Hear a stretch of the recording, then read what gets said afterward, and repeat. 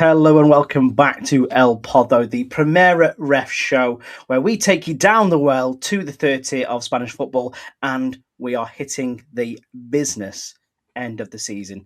I'm your host, Nick Bell, and I'm delighted to once again be joined by our resident Primera Federación and Spanish Segunda expert as we get into the final knock-ins, as I've said. Liam, how are you doing? Yeah, not so bad. Not so bad. Looking forward to, as always, talking about the weekend's action. Yes, and I know we've not spoken since your trip to Spain recently. I think you went to watch Zamora play against Unionistas, didn't you? You've obviously become well known in Merida circles as well because you had that fantastic interview with Alejandro Perez, the general manager of AD Merida. You're a bit box office at the minute, Liam. There's no stopping you, is there? Yeah, it was brilliant to talk to Alejandro last week. Such a pleasure to find out a little bit more about what goes on behind the scenes at Primera RFEF Club, and especially in this case, of course, because of the takeover last year with the Brentford's owners also now owning Merida. It was brilliant to have a chance to chat with him about the implications of that and some of the things that have come out of that particular change of ownership. So yeah, real pleasure. Thank you so much to Alejandro for that, and hoping to get there next month. So that'll be brilliant. It's also the only region of Spain of the 17 comunidades autónomas that I haven't visited Extremadura in all my years of visiting Spain. I've never been to Extremadura, so quite excited about getting there. The only thing that needs to work in my favour now is that the fixture needs to be on a Saturday night. If it's on the Sunday night, I will not be going. But fingers crossed that they have the last two games of the season, don't they, Nick, at the same time, usually on both weekends. Every team kicks off at the same time in Primera Federación and Segunda Federación, and I think also in the top two leagues as well. So I'm keeping my fingers very firmly crossed that Saturday the 16th of May is the chosen hour for that game against Unionistas, and not Sunday night, in which case, I'll be staying in the Madrid area. Yeah, this will be like your Tony Vincenzo moment. Who, if anyone who's listening doesn't know, he's a chap who's dedicated his life to going to as many or to all of the non-league grounds in England. And you're cracking that final frontier, aren't you, with Extremadura and getting to that final region. So hopefully you get treated as well as you can in Merida as well. And I've already seen the whispers of the words presidents in there as well, Liam, and it's very much what you deserve on that front. And I agree with you. It's a fascinating story that Merida have at the minute, and it's really not far from over. So if you want to go and check out that interview by Liam with Alejandro Perez, you can catch it wherever you get your podcast. You can catch it on the Spanish Segunda Patreon as well for free if you become a member there, and also on our YouTube page too. So go and check that out when you can. Should we try some news first before we get into the weekend's football, Liam? Yeah, we've got one midweek game to mention, haven't we? I said, I think, to Tom last week, that's the end of the midweek games, but I hadn't realised until he pointed out to me that, of course, because Real Madrid's needs are far more important than anyone else's in this particular league, we had to move their game, their B team's game and Castilla's B team game forward, because they had some other commitment that meant they couldn't possibly play when they were meant to be playing. So they actually played Orense last Tuesday night, which is not terribly advantageous to Orense to have to move that fixture forward 3 or 4 days, but they did. Because that's what Real Madrid wanted, and that's usually all that matters, isn't it? And interestingly, that Orense got a point there, which was great. Really pleased for them because, as I say, felt like a little bit of a tough hand they were dealt there, and a good result for them. They're obviously trying to stay in this division, and not such a good result for Real Madrid Castilla, which of course is very pleasing, because they're trying to stay in the top 5, and they dropped 2 points at home against a side who are down near the bottom. So fingers crossed that Orense managed to stay up, and fingers crossed that they're playing Real Madrid Castilla again next season, but at the correct time, not halfway through the week. Yes, that'd be good, wouldn't it? And wouldn't it be good if something would happen where they didn't have to play Orense next year, and they just went and did their own thing. That might be quite nice. But less about Real Madrid Castilla, because the next piece of news, and you may notice I'm wearing a different shirt today, Liam, than usual. I have gone with my trusty away shirt from San Andreu because they are the next team. I think it's now the third team that we have confirmed moving up into Primera Federación next season.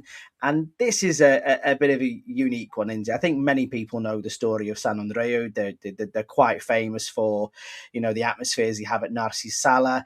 Almost got promoted last season from the same group as Europa, but got beaten by, I think it was Rio Majadahonda in the playoff semi-finals.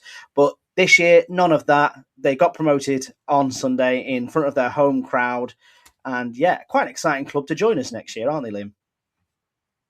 Very much so, and of course they are massive rivals, as you said, of Europa, for just down the road, and they've got the same issue now. They dug up their grass pitch a few years ago and put down a 4G, and now if they want to play in Narcís Sala in Primera Federación, they have got to put a grass pitch down, and President Manuel Camino has already come out with his comments on what he makes of all this. He said, when you get involved with Primera Federación, it's like having to cross a river full of crocodiles before you can get to Segunda. He's really trying to endear himself to the organisers of Primera Federación before he's even got here, isn't he? And there are his comments about how he's not prepared to share Can Dragó. They wouldn't. Our season ticket holders wouldn't fit in there. All sorts of little barbed comments aimed at Europa, which I thought was hilarious. And I thought all the comments underneath, which were made by, I would suggest, predominantly Europa fans in response to his general sort of snidey approach to the rivalry, I thought brilliant. I mean, I'm really pleased Europa are doing well this season, and it looked like they might well make the playoffs, but I would quite secretly like to stay down this season, and then we can get this derby on in Primera Federación next year. I don't know what you think. Yeah, no, I agree rather selfishly. And it would be good to see something happen with both these clubs where they can stay at their respective grounds as well, because, I think Europa have done well to do, get the results they have at Estadio Can Dragó, but it's not a football stadium, is it? It's a park with some stands in it, essentially, or athletics track with some stands in it. So if we could get both of those sides, especially with the profile that they have, Liam. And I think that's the important thing from this is there's a lot of fantastic clubs at this level. But when we start to look at the conversations we're having, the growth of Europa as a fan-owned club, the natural sort of like curiosity about San Andreu, the project at Merida, we're getting some really big clubs at this level. And what it does is it raises the profile of Primera Federación, which I think is really, really important. And we're starting to see more and more people pay attention to it. And it's certainly reflected in certainly our viewing figures as well. So the more clubs like that, the better. And if we can have those derbies next season, I'm very, very excited for that. And also very nice for Naxos and Gonzalez as well. I know him from my time as a Malaga fan. He was briefly in charge of the Andalusian club. He's usually a bit more of a firefighter, isn't he, from my measure? He was with Amor Berrieta last season, got relegated with them. He's got into San Andreu, returning to San Andreu as well. He was the last person who got them promoted to the third tier. He's done it again, but he suffered from a heart attack midweek. So again, couldn't be at the stadium, unfortunately. But I don't know if you saw today, Liam, they took the trophy to him in hospital. He looks very, very happy, and he looks ready to get going again next season, potentially. Yeah, great story for him, as you say, returning and achieving the same success he did the first time around. I don't think he's particularly fondly remembered at Malaga, is he? And it just shows with the right setup in place and the right people to support you, you can achieve an awful lot. And but brilliant for them. And I totally agree with what you said about the profile of Primera Federación can only be enhanced by teams like this coming up, and a derby would be great. But of course, that doesn't mean that we want Europa to fail in the playoffs. It's just, as you say, from a selfish perspective, if they don't make it, there will be some consolation in the fact that we'll get this derby on next season. Do you want to start talking about your Grupo Uno games, Nick, which Tom chose for you? I think he chose one game that didn't turn out to be a classic, but the other two were pretty decent, I thought. Well, should we start with Real Avilés Industrial 1, Unionistas 1? Yes, absolutely. I thought this was quite a nice eclectic mix that Tom picked for us as well. And it resulted in that way too, because we've got some fantastic sort of results. This one, a 1-1 draw in Asturias. Starting from watching this game, Liam, I don't know if you spotted this, but there was an exchange of flowers at the beginning.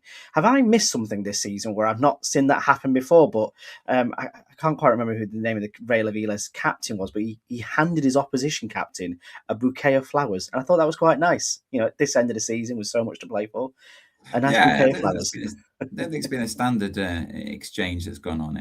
Obviously, that this game in some ways is a very sad game for Unionistas and their fans because of the case of one of their young fans who recently lost a battle against cancer. So I don't know if it was perhaps related to that as well, whether it seemed like an appropriate way of mourning the loss of one of their youngest fans. Maybe that was where it came from. But yeah, it's certainly, if it isn't that, then it's not something we've seen, and it was a nice touch regardless of what the motives were behind it.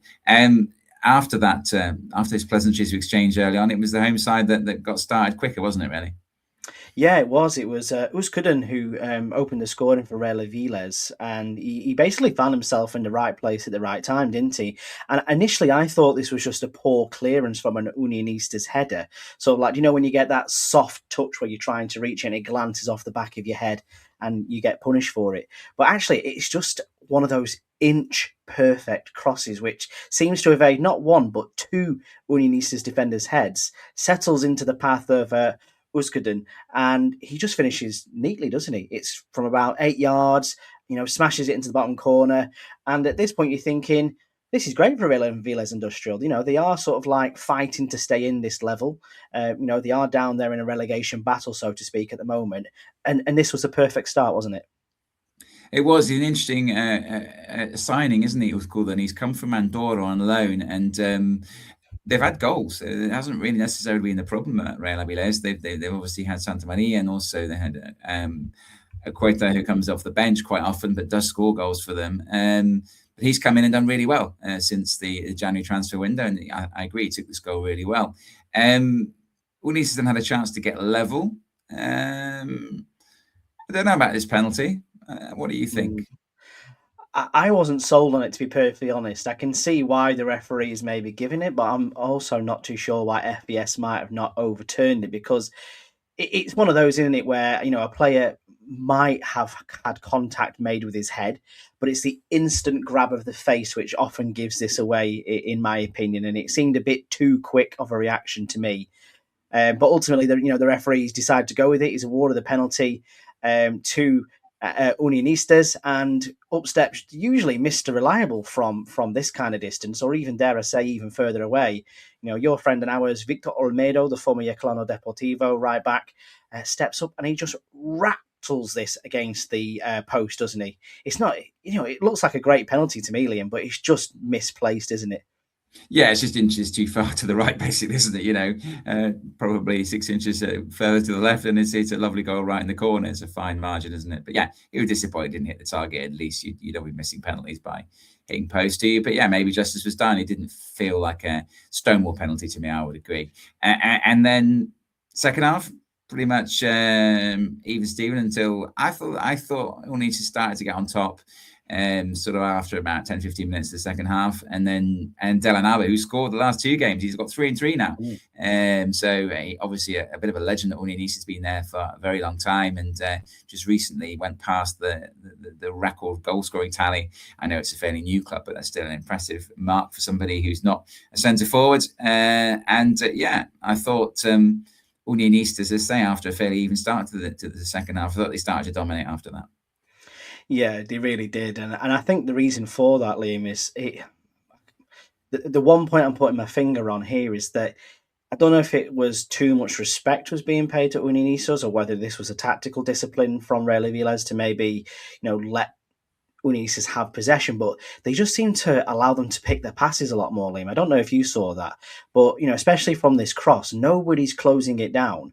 You know, he's in a very difficult position, but he kind of just has the time and freedom to pick the cross. He can see the Lanava coming in, and it seems too easy at times. And there was a few occasions where, you know, Unionistas were coming forward and they were throwing in step overs and overlapping play, and they were just they seem to have a few more seconds to pick a pass, which you don't necessarily want to see from a side that's, you know, in a relegation battle at the moment, do you? That's given too much respect, isn't it? Yeah, I think so. I think it has been a little bit of a problem. If you talk to Real Avilés fans, they'll feel that quite a few of the goals they're giving away this season are quite avoidable, and I wouldn't disagree with that. I think it's a great header from Delanava, but overall, yeah, the cross comes in too easily to him, doesn't it? I think overall 1-1 was probably about right. I know that the Unitas fans were fairly unhappy that, and the players as well were unhappy that the referee blew his whistle when they were about to take a corner. But I'm with the ref on this. I think too often the game carries on, and it shouldn't do. I mean, it doesn't really matter. There's nothing that says that the game has to continue because there's a corner. If the time is up, the time is up. So yeah, it's frustrating, and you always see players complain about this. But for me, I think if all referees did it, then basically, you know, it would bring an end to it, wouldn't it? Sometimes, why should they have one more chance? If the time is up, the time is up. I don't know what you think. Yeah, no, I agree with you. I think it's just one of those things, and it personal preference, I suppose, from the referee. At the end of the day, he's only paid to work the same amount of hours as the rest of us are, right? in that respect, Liam. So yeah, it'd be a matter of, you know, what if there's nothing to say that Unices would have gone and got a, you know, a 95th minute winner from that, but it doesn't matter. So, and it's, you know, a point for each side that doesn't really do too much for you know, either side's aspirations of staying in this league or getting promoted out this league potentially through the playoffs. But it also doesn't dent them either. You know, a point is probably not a bad thing, is it? No, I think they've picked a little bit in recent weeks. Relegation Industrial seems to suggest that the change of coach was a good decision. They're now 5 points, I think, away, aren't they, from the bottom five, which is a decent buff to have with only a few weeks to go. And Unices is only 2 points off the playoff places. So yeah, they'll take a point away from home overall. And I think the draw was about right. One team who performed a lot better away from home and got a much better result as well was Pontevedra, and after a really sticky patch, they seem to be coming strong, don't they now? Unfortunately, on this occasion, it was at the expense of our friends from Guadalajara. Yes, it was. It's a huge statement win, this, for me, from Pontevedra, you know, a side who are looking to cement themselves, you know, into the playoff picture alongside, you know, Celta Fortuna and, you know, the rest of the chasing pack. You know, there are you know, still a lot of teams that can still make that playoff picture. And it was a beautiful day for it, the Estadio Pedro Escartin, wasn't it, Liam? Beautiful sunshine, you know, bathing on those wonderful purple seats that we like. But it was Pontevedra that sort of enjoyed it a little bit more. And the opening goal, again, you know, we were just speaking about Real Avila's Industrial, you know, giving players a bit too much time. The fact that Diego Gomez can sort of like slot this in, you know, from a distance where you'd usually see sort of like a pile driver or an eclectic thunder bastard, as they say. This was just daintily placed in the bottom corner, wasn't it? Very, very simple goal, neat finish, 1-0 Pontevedra. Yeah, we had a few of this week, didn't we? And we had a few blasters from outside the box as well. Quite a few goals scored from outside the box, it felt like to me.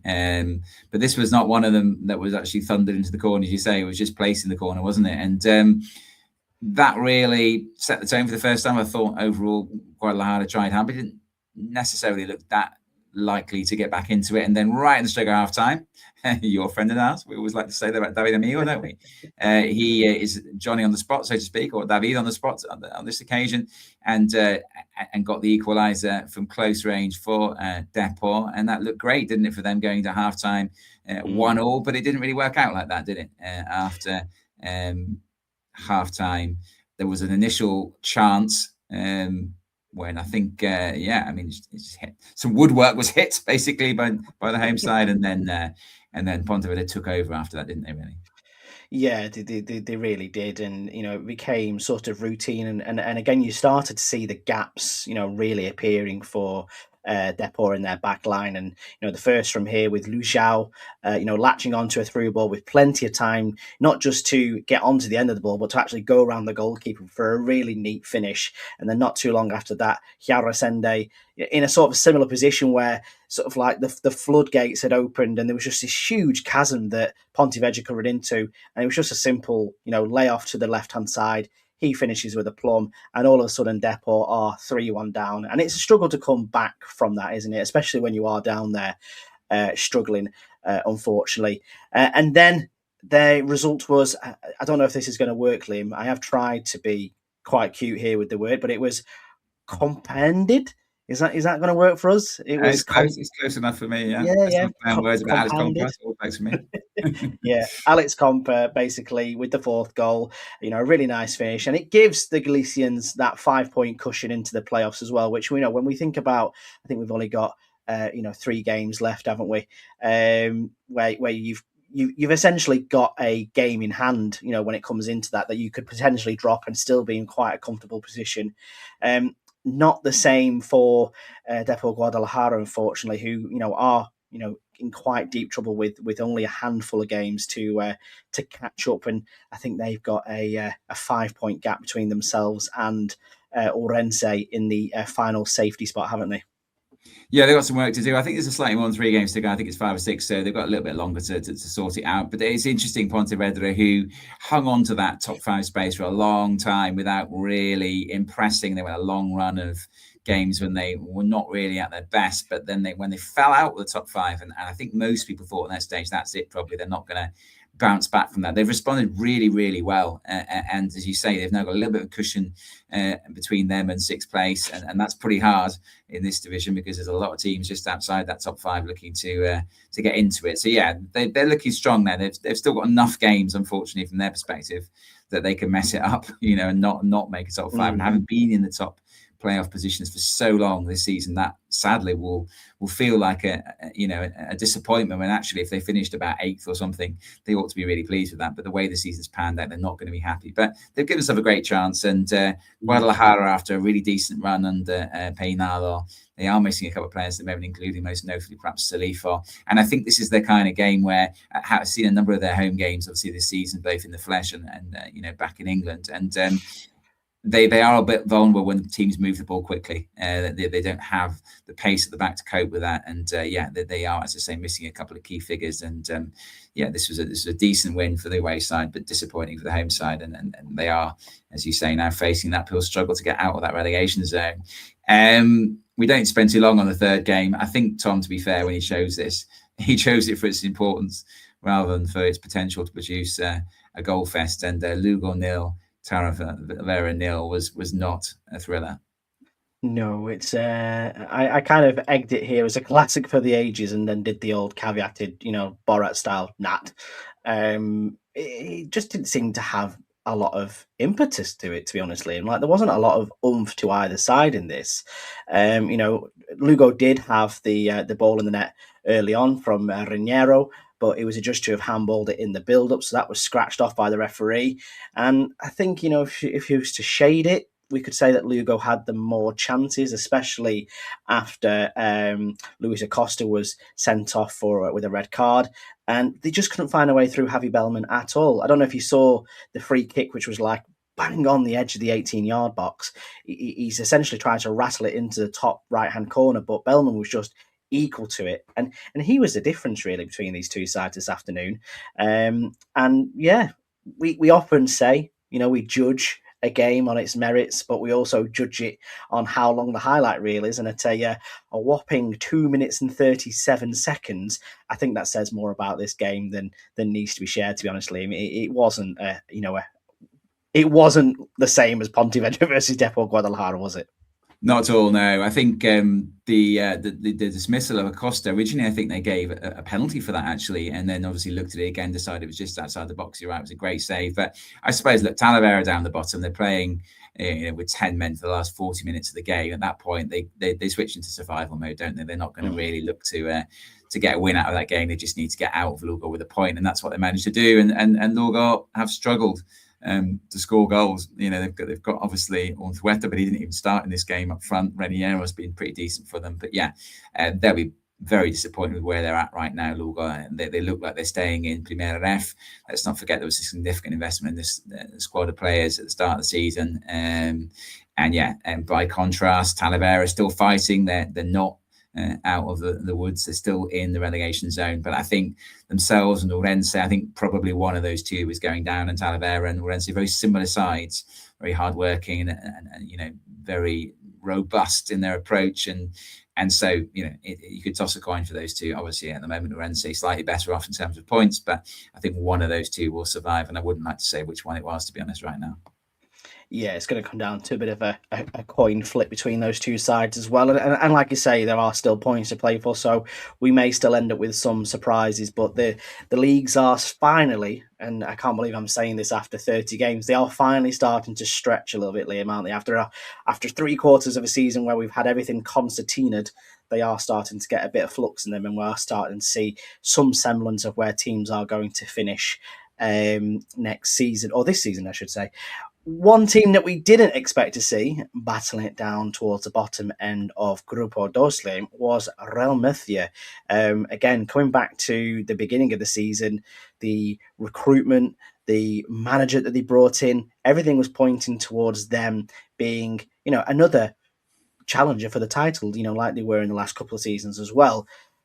This result here really puts it into scale, sort of the jeopardy that Real Murcia are in at the moment. Losing 3-2 at home to Antequera, it was, as you put it, a partidazo, wasn't it? Yeah, cracking game, but that's no consolation to the Real Murcia fans, is it? They've had a really tough ride overall, peaks and troughs very much. And obviously, Curro Torres had managed to string together a few victories after a rocky start. And now he's had a couple of much poor results and suddenly looking nervously over their shoulder again. By contrast, Antequera was sort of hovering near the playoffs for a long time, and then they went on a really poor run of their own and found themselves just above the relegation places. So both of these sides needed 3 points in this game. It was Antequera who took them. I thought they played really well overall. The goal that they scored early on, Siddiqui, cracking strike from him. And then a slightly, for me, controversial equaliser.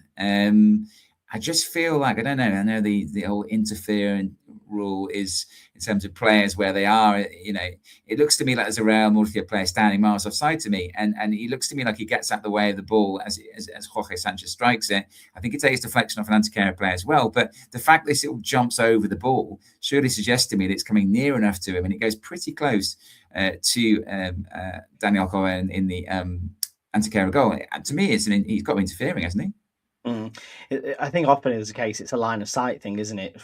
So you judge it where, for example, the goalkeeper might be stood to see whether he can see the ball being struck and whether it affects that part of it. But yeah, no, I agree with you, Liam, here. Like you say, in this kind of scenario where you've got a player who is physically removing himself from the picture whilst he's offside, yeah, I'd say he is interfering with play here. But we have seen it before at this level where offsides like that aren't called back or pulled back. So it is a very strange equaliser. I will agree with you on that one. And I suppose the thing with Antequera at the moment, and this is what I was quite impressed with them, they've had a couple of rough calls recently. They had the handball that I don't think was a handball that was given a penalty away at Cartagena. And it's a couple of really tricky decisions went against them, against Atletico Madrileño. So the fact that they rebounded from this really well. They went straight back in the lead pretty much, and delighted, of course, with Biabiani scoring. He's one of my favourite players in Primera RFEF, isn't he? And he takes this really well. He's not a centre forward or even a striker. He's a wide player, isn't he? Sometimes a fullback. Yeah. But he gets into a central area. Here's a lovely little pass, I think, from Luis Miguel Gutierrez, and just clips it over Gazaniga as he comes off his line. A cultured finish from a brilliant player and a great servant he's been to Primera and Segunda Federación over the last few seasons. Let's not forget this is a guy who's played in Serie A, so brilliant to have him playing this level and showing his class in the twilight of his career. But you never lose it. You never lose it, do you? No, I don't think you do. I think I love watching him. I mean, I know he's appeared quite a lot off the bench this season. He started this one. Maybe there are fitness concerns there. I mean, he's in his mid to late 30s. I think he's late 30s, isn't he? 37, 38. So maybe that's why. But yeah, brilliant goal. I do feel a little bit sorry for Benito, though. It was a tough season with Real Murcia, and he looks like he scored the equaliser. We just talked about Lugo a minute ago, weren't we? and the goal that they scored when it hit a divot and went in. This Benito head is heading for the corner, and it hits a divot and goes wide, doesn't it? I mean, when your luck's out, your luck's out, isn't it? Yeah, no, I think like you say, and I really like Pedro Benito as well, and I've seen the pictures of him being shared as like almost a saintly figure in Murcia as well. But yeah, this is just unfortunate, isn't it? And it would have been a great opportunity for him to get the equaliser as well. And you've got to think, what would that have done to the sway of this game? It did eventually arrive. The equaliser, didn't it? It was just past the hour mark from the penalty spot. Quite a soft pen, this one, Liam. Did you think? Yeah, just a bit. Yeah, this is another one of the ones like the one given in the Real Avilés Industrial Unionistas game, isn't it? For me, there's very little in this. But Flacos tucks it away, 9th goal of the season. I mean, he probably was disappointing in the money they paid for him. They probably would be expecting to be on more like 14 or 15. But yeah, he made it level again. And then it's not Benito's night. He backheels a chance against the post. And that's it. Suddenly you're thinking, right, 2-2, not a disastrous result for either side. And then 97th minute, Luis Miguel Gutierrez, what a great season he's had. 7 goals, 6 assists he's had this season for Antequera. Lovely ball. Puts in Moa Baselli, who's also had a fantastic season. A guy who I think was in Segunda RFEF last season with Melilla. And yeah, he tucks this away beautifully in the corner. And 3 points for Antequera. Massive win for them. It gives them a little bit of distance now between themselves and the bottom 5. And Real Murcia, of course, now go back to worrying very much about what's going on behind them rather than looking at what might be heading ahead of them. Yeah, absolutely. And again, on the face of it, we start to look at what the art of the possible is with the games remaining. This is going to be, at minimum, Real Murcia again having another season in Primera Federación, which is where they don't want to be. A club this size with the fan base, the ability to easily turn a crowd out of 30,000 plus. They need to break out this level, and it once again proves how difficult that is. And it's not just a chuck money at it and it will fix kind of league, is it? You've got to be cultured, you've got to be careful, you've got to be quantitative about what you do at this level. And in your interview with Alejandro Perez, that's sort of like the way he was explaining how Merida want to do things. They're not just chucking money at it, that they're building the infrastructure, they're building it so they will come, and that's how they're looking to grow the club. So yeah, you're all right. We've got Real Madrid for at least another season, barring a potential relegation, which would be a nightmare for the club. Two of those teams that are fighting to get out of those 5 relegation places in Grupo dos met this weekend as well, didn't they, Liam? And it's a tough start for the new Juventud de Torremolinos manager, isn't it? Yeah, Carlos Salas has been charged, I think, 2 games now, hasn't he? They lost them both 2-1, having been ahead in both of them. This game again started well for them. I think there was a bit of a mix-up between the Betis Deportivo keeper and the centre-half. Peter Camacho pounces, slots home his 9th goal of the season. Really nice finish from him. It's about 20 minutes gone at that stage, I think. And then they have another chance. The other Camacho, Alex, has a good chance. He bursts through, but smashes his shot over the bar. And I don't know. I watched obviously them at Ibiza last week, and I watched this game as well. And I feel like I'm being quite critical of them for failing to hang on to a lead. And of course, if you lose 2 games from being in front and you're in the relegation zone, that is, only going to draw criticism. But what can they do about this equaliser? It's an absolute stunner, isn't it? You talked about the placed finish from outside the box in the game between Guadalajara and Pontevedra. This is an absolute smash from Soroche, isn't it? From like 25 yards out, right hand side of the just outside the area, and smashes it right into the corner with his left foot. Brilliant goal. Yeah, no, absolutely. There's sometimes you just got to put your hands up, haven't you, and say respect. And even though if it is a filial, you've conceded an absolute world-beating goal. It's how you dust yourself off and get on with the job, really, here, isn't it, Liam? That says more about the team.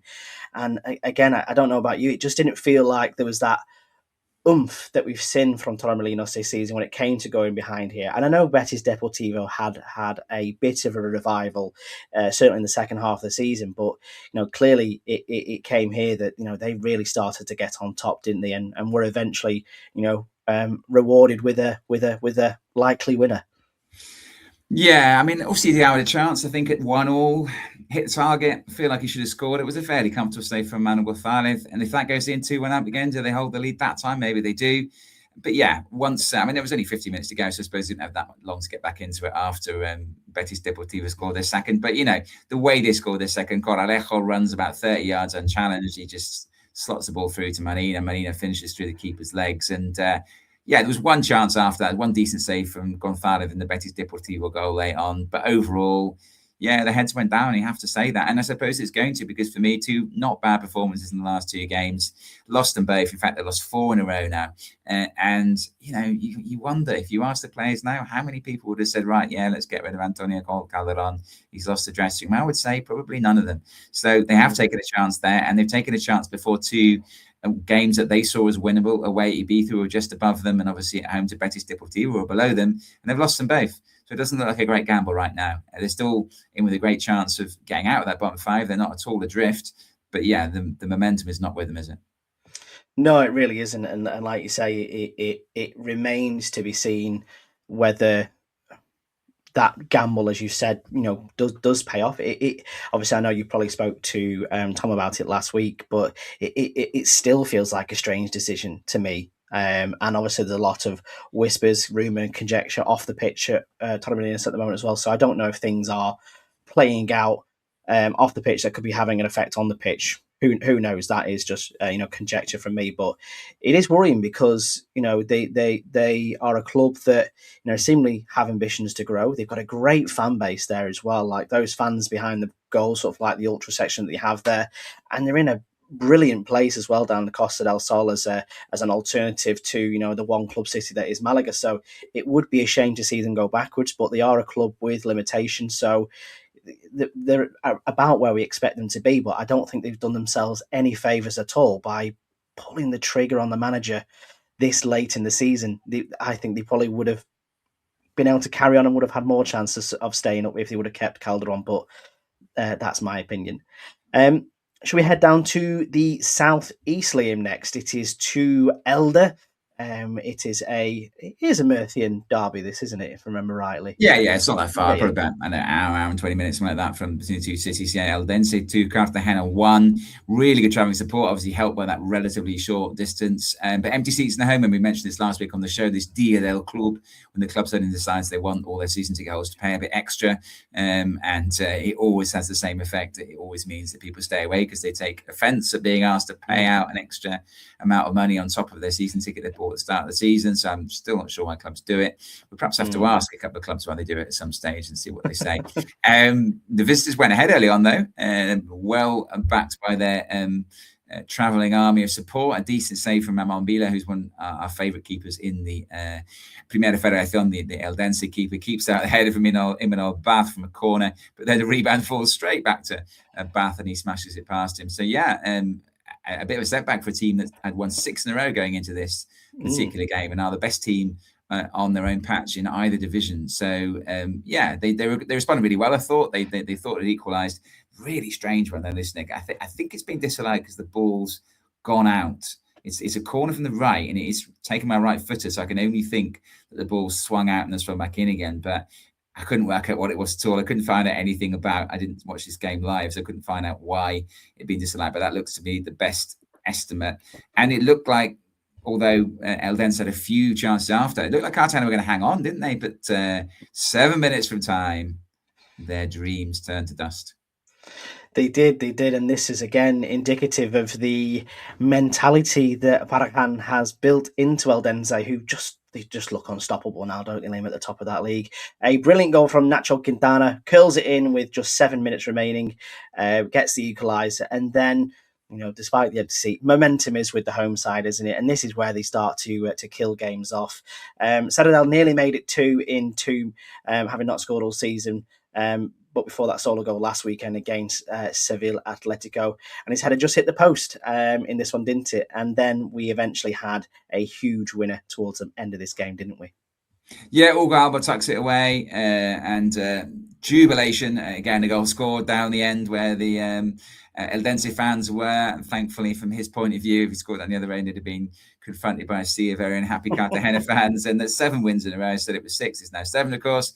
They look unstoppable. I mean, they really are on a roll. And there are teams up there, of course, as we know, competing with them for that top spot. But right now, it's going to take a really, really good side to stop them. Grupo, I didn't see this coming a few weeks ago, Liam, to be perfectly honest. No, I mean, I suppose, they've come from a long way back, haven't they? 7 wins in a row. They're still only just ahead of, they've got a little bit of a gap, as we'll talk about a bit later, over Atletico Madrileño, but still only a point clear of Sabadell. So it shows you how far back they've come from, that they've won 7 in a row and they're still only 1 point clear at the top. But yeah, it's a real case of building up a head of steam, isn't it? He's done well, Barragan, since he came in, and they weren't in a brilliant place when he came in before Christmas. But I think it's been a bit of a slow burner. He certainly got them better. Yeah.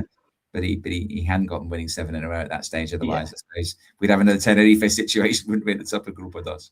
Well, that's it. And many people might point towards the fact and say, oh, well, they came down from the Spanish Segunda last season, so, that's the reason why. But, Eldense don't have the same comforts as, say, Tenerife does to turn, the squad around, to, bring in, players on high wages who have had, previous success at this level. They've recruited well, haven't they, within their means?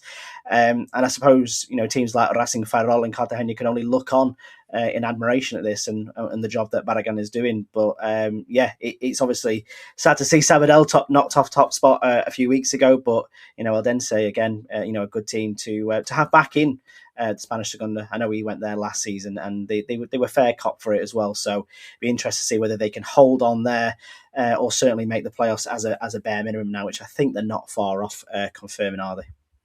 Yeah, no, I think they're definitely going to be in the playoffs. I think the picture in Group 2 is actually we'll do Group 2. We usually start with Group 1 and the headlines, but as we're talking about this group, let's start with them. Yeah, looking at that top 5, that win takes them top. Sabadell won. Atletico Madrileño lost a bit of ground because they only drew 0-0 at Teruel. So they're 4 points behind Eldense. But if you look at where Villarreal B are in fourth and where Europa are in fifth, realistically, those for me, as a 4 point gap now, I think, between Europa in fifth and Cartagena in sixth. And it's what you were saying earlier on, Nick, it's starting at last, as we get to the last few weeks of the season, to become a little bit clearer. There's still teams outside the top five in both groups, and there's still teams outside the bottom five in both groups who are potentially either going to get into the top five or fall into the bottom five. But it's becoming there are fewer options, and one of the teams to sort of definitively be knocked out, I think, for me, of the Grupo 2 playoff race are Alcorcón, who lost this weekend at home to Villarreal B, which was very disappointing for us, wasn't it? Because of the presence of one of the most loyal and long-distance Alcorcón supporters out there. Yeah, well, it looked like he had a good time regardless of the result, which is, I suppose, is the main thing, because I know he took in, a few games with our DDFM friends in Madrid as well. So, shame that Alcorcón couldn't get the result. Again, it's one that maybe doesn't do, their ambitions for promotion back to the Spanish Segunda any good. We spoke earlier on in the season, sort of the investment that they made, very similar to Real Murcia and the team we were speaking about in Grupo Uno just before that I've suddenly forgotten. But Racing Ferrol and Lugo, that was it.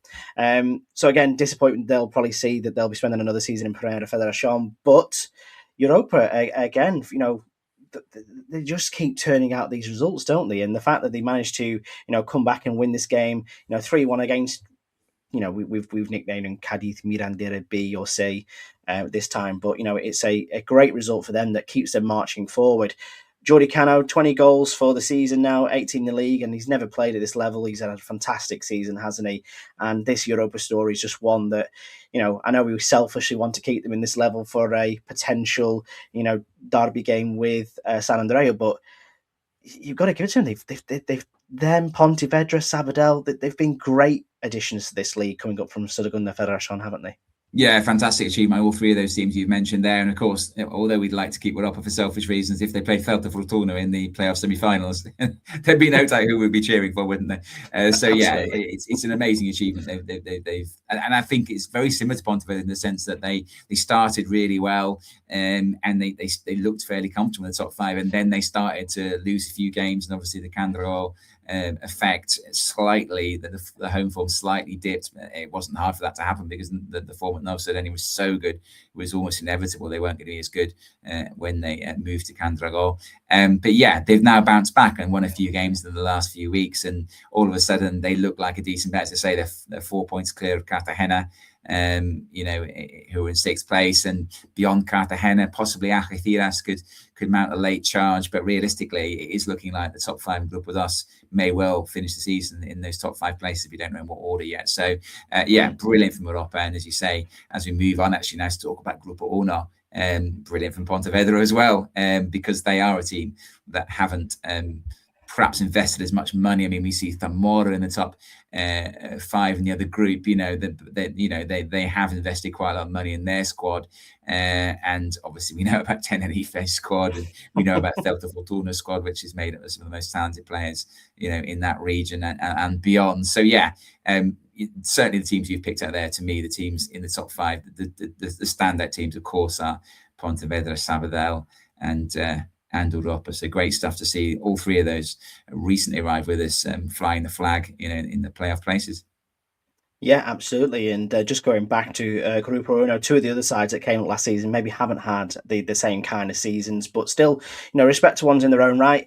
No change at the top in Grupo 1, has there, with Tenerife beating Arenas Club de Getxo 2-0. So they stay 9 points clear of Celta Fortuna, who themselves beat Cacereño 3-0 this weekend. You've mentioned Zamora. They came with a 90th minute winner against Osasuna Promesas to ensure that Zamora stay third.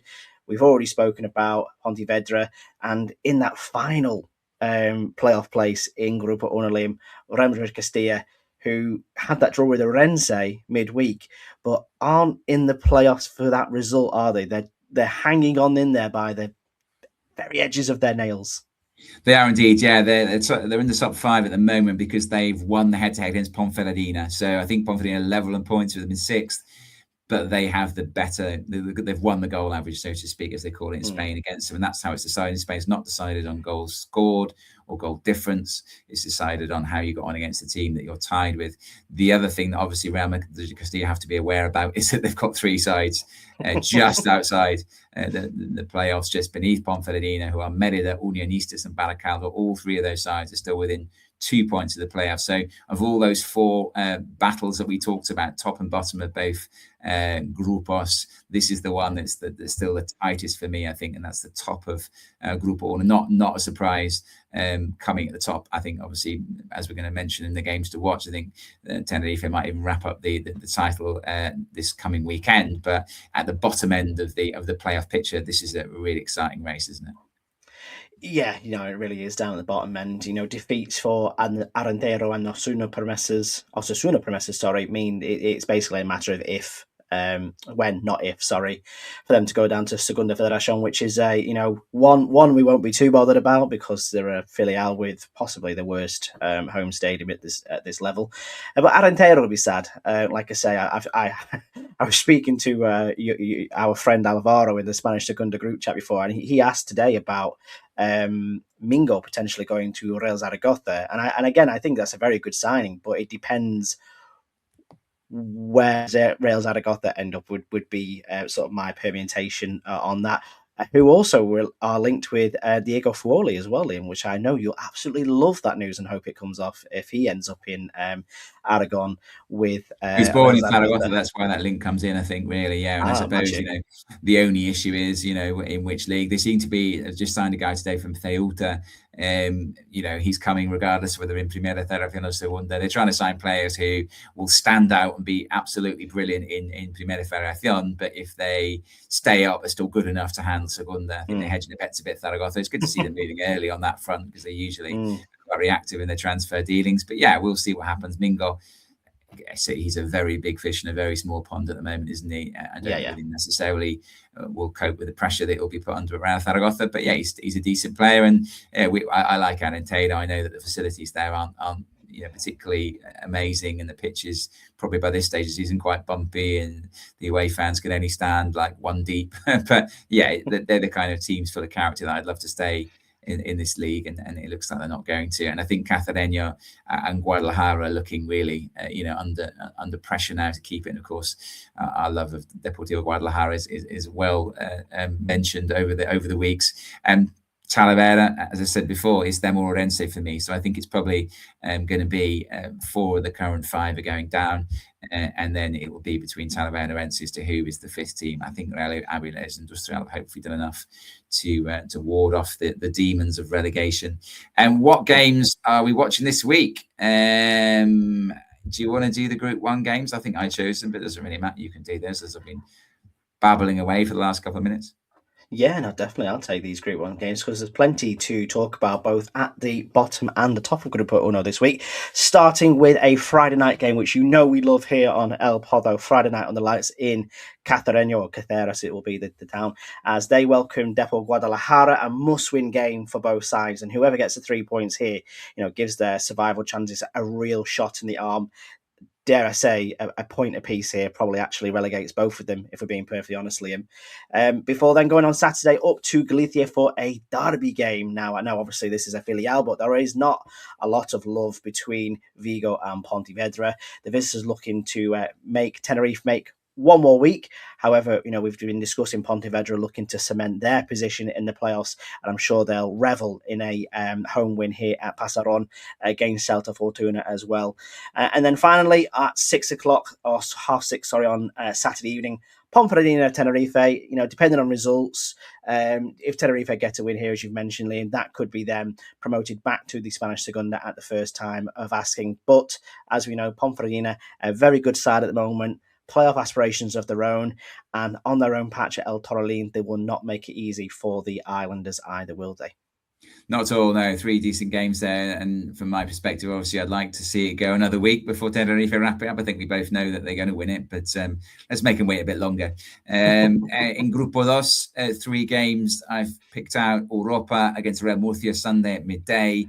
Europa, we've said, have done really well in recent weeks, but they need to keep winning. You've got to think that Cartagena will still push them. I know they're 4 points behind at the moment, but expect Cartagena to narrow that gap at some point. So this is an important game for them. And of course, Real Murcia have to win it as well, because they need one more win, I think, at least, to feel confident they're not going to be playing Segunda Ref football next season, which would be an absolute disaster for them. A relegation 6-pointer at the Estadio Municipal in Tarazona between the home side and Juventud de Torremolinos. That's 4:00 on Sunday. Basically, the home side are just outside the bottom 5 and the visitors are just inside it. They both need to win that game. Massive win for both of them. That would be if they could achieve it. And then the third one, Marbella against Sabadell, kicks off at the same time, 4 p.m. on Sunday. Marbella, every game is a must-win game for them at the moment. If they want to have any chance of surviving, it's still a very, very long shot for them to make that. And then, of course, Eldense, are tearing up at the moment. So Sabadell also really, really have to do the business there and keep the pressure on Eldense. So, 3 cracking games there as well.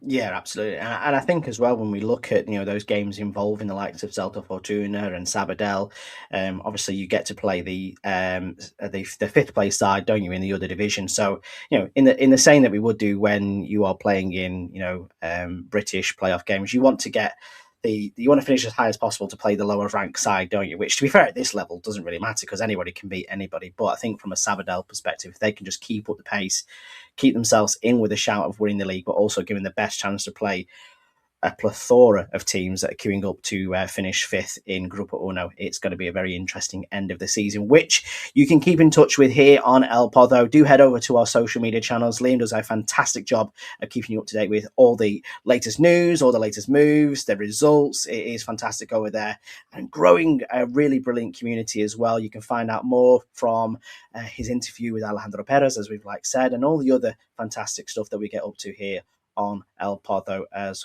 well. But for now, I'll say, Liam, thank you very much for joining me this evening. It's been an absolute pleasure once more. As always, Nick, a pleasure. Thank you very much. Absolutely. And I'll say gracias to you guys at home. Give us a 5-star review where you listen to us as well. And always listen to El Podo for the latest from the Spanish third tier and beyond. We'll see you next week. Hasta luego.